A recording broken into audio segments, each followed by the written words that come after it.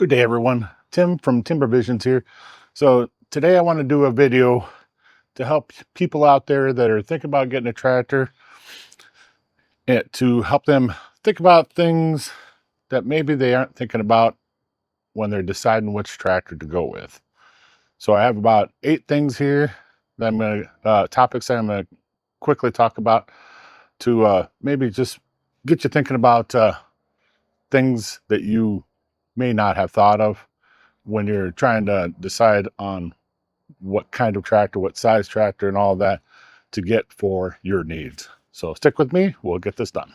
All right, first thing to consider is your tractor's lift capacity. How much can this loader lift?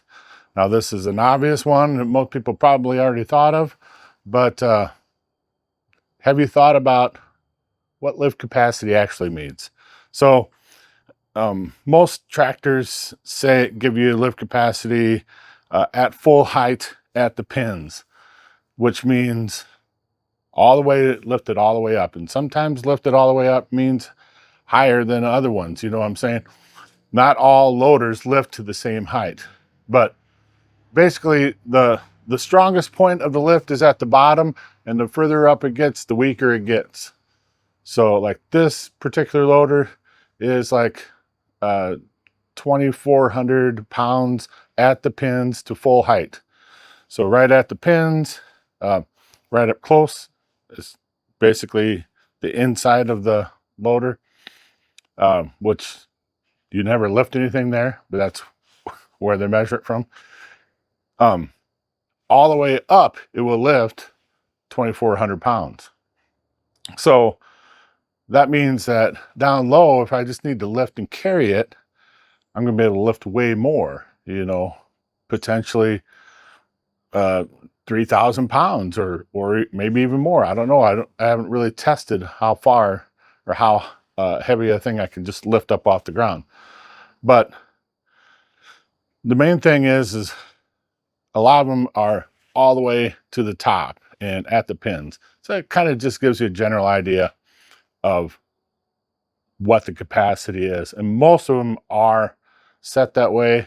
Some I've said to 5 foot off. Basically, if you're loading something onto a trailer into the back of a truck, you'd be able to lift it up 5 foot.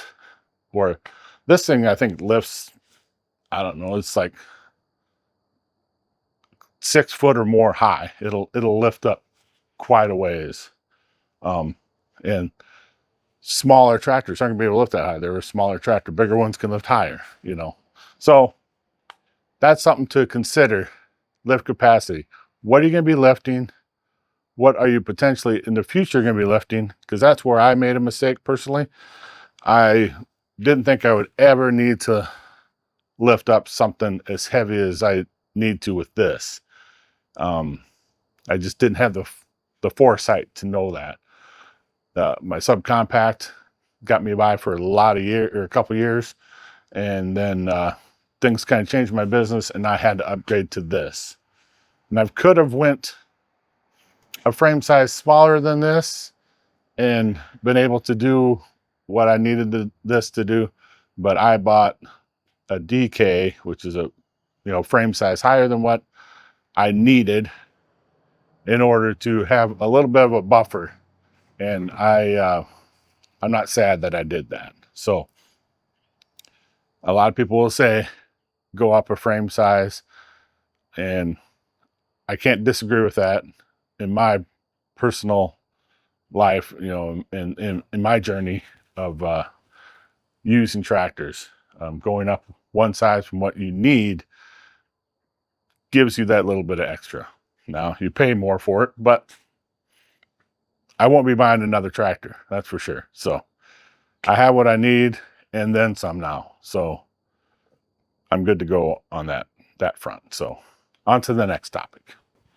So tractor size. And when I say tractor size, I don't mean how many horsepower does it have. I mean the actual physical size of the tractor.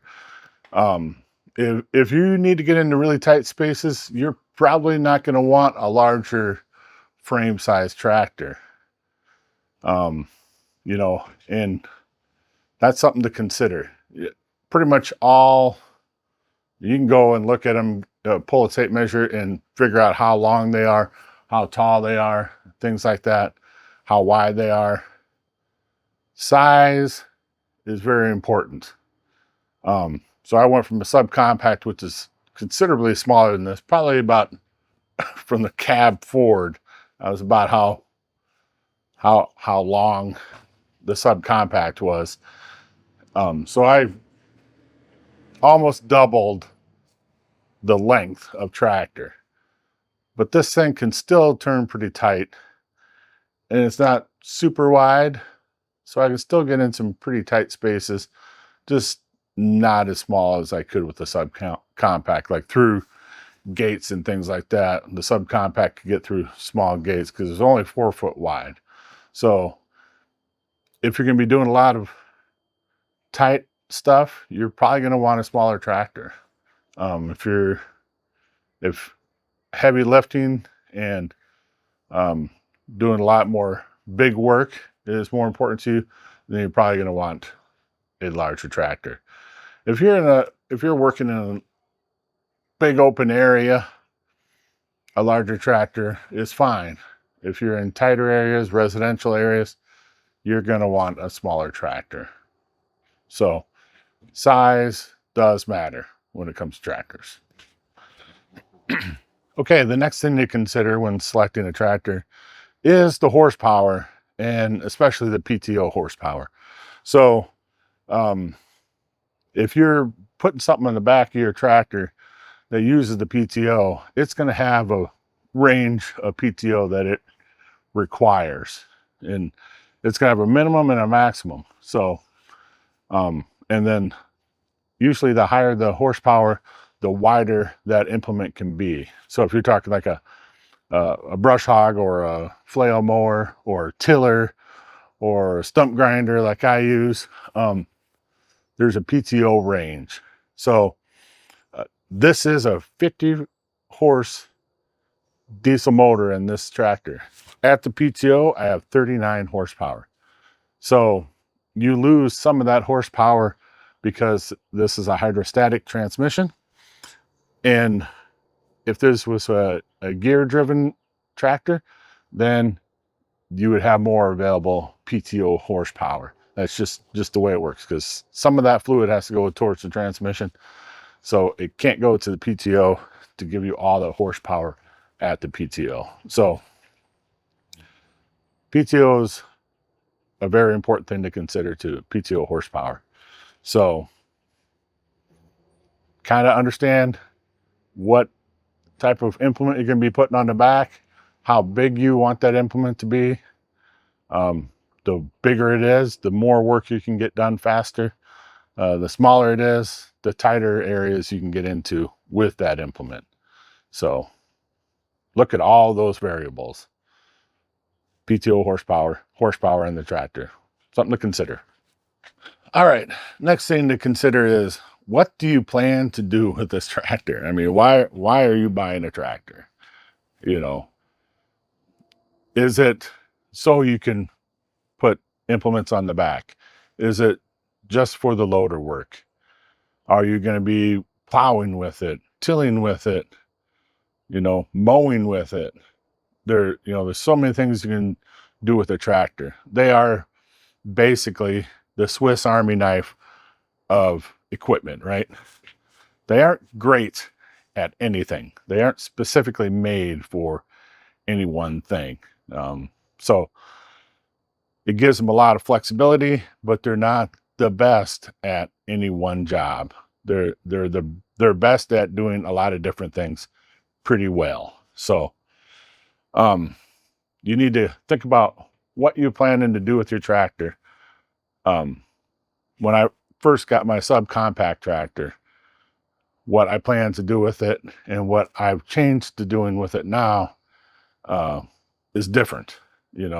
Early on, all I basically wanted was something to be able to help load logs and, do some tilling and then stump grinding and, some basic work around the yard here, moving rock and spreading it around the house, things like that. And it worked pretty darn good for all of those things. Oh, moving snow.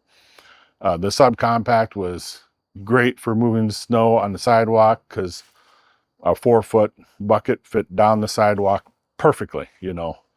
This is a 6-foot, so I have 2 extra foot on my snow pusher and bucket. So think about that. I've given up a little bit on ideal snow removal tool to have something that can help me year round a little bit better. But you know, if you got all kinds of money, just buy one of each, you know, but I do not. And most people don't either. So just something to consider, you know, what do you plan to do? Is this the right tool for the job? So that kind of brings me to the next point. Is the tractor actually what you need? You know, they are very versatile, but they're not great at any one thing. So like a skid steer is way better at moving dirt and, you know, leveling dirt. So if you're doing a lot of dirt work, you're probably better off getting a skid loader or a skid steer. If you're wanting to dig up trees, if you have a lot of trees to dig up, you know, you can put backhoes on these. Is that the best thing? Or is a mini excavator better? You know, potentially it is better. You know, if you're lifting a lot of things and loading them, is a mini articulating loader a better thing? You know, if you're mostly doing loader work, a tractor is not the thing for you. You know, it will do it, but the way that they're set up, the way that the weight is distributed, you know, that loader's way out in front, it puts a lot of strain on the front axle if you're lifting really heavy things all the time. So maybe a skid loader or a mini articulating loader is a better tool for you. So that is something to also consider. The next thing to consider is storage. Where are you going to keep your tractor at? Because I upgraded, I could not fit this tractor in my garage anymore. The subcompact would fit in the garage. So I ended up having to build this carport thing in order to have a place to keep my tractor, you know, out of the sun mostly, but also the rain and stuff. Sun degrades the hoses so bad. I mean, you can park it under a tree and kind of do the same thing, but trees fall over. So, you know, do that at your own risk. But think about the size of your tractor and where you're going to be able to store it at. Ideally, you have it in a building or under some type of shelter. Someday I'll have a proper home for this, but for now, this is better than sitting out in the sun. It's your piece of equipment. You do what you want with it, but I would recommend consider storage and making sure you got a home for your tractor or whatever equipment you buy. Okay, so probably one of the biggest things to consider is price. You know, tractors, all equipment is not cheap. So price may limit people a little bit on what they can get. You know, they aren't inexpensive.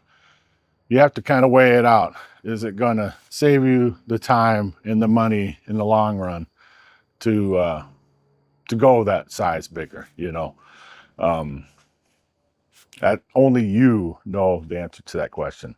So the bigger the tractor, generally, the color of the paint, a lot of times, your dealer, you know, each dealer's a little bit different on price and stuff. And some might be cheaper on price, but then are not there for the support. So shop for a dealer as much as you shop for a tractor. I guess that's what I'm trying to say there. And then when I was talking about you know, other piece of equipment instead of a tractor, like a skid loader, you can get a lot of attachments to go on the front of a skid loader that can go on the back of a tractor. You know, tillers and mowers and all that. but the price of those is usually higher than a 3-point because you have a hydraulic motor in there that's involved, where in on a tractor it's just a PTO. So something to consider. Price. It's a big part of it all. Price. All right, so the last thing to consider is cab or no cab. So I can only speak for my area, Northwest Iowa. We have all 4 seasons here. And to me, it's worth the money to buy a cab. Now, some people might not agree with that. And that's fine. Yeah, what's your payback on it? It's nice just to, in the wintertime, to have a nice warm cab to push snow in. Keeps you out there longer, pushing snow. You get more done. So it's pretty nice. And then a little bit of AC during the summer when it's super hot, it's not bad either. Now, some people will say, well, if I'm going to go in the woods, I don't want a cab because I don't want tree limbs breaking the glass. And I can see that point, and I am always watching, even over at the woodlot, there's trees around. I'm always watching for branches and stuff because it is something that you have to consider. But if you have an open station, you're still going to want to watch for branches because it'll slap you in the face or whatever. So, I mean, you're going to watch for branches either way.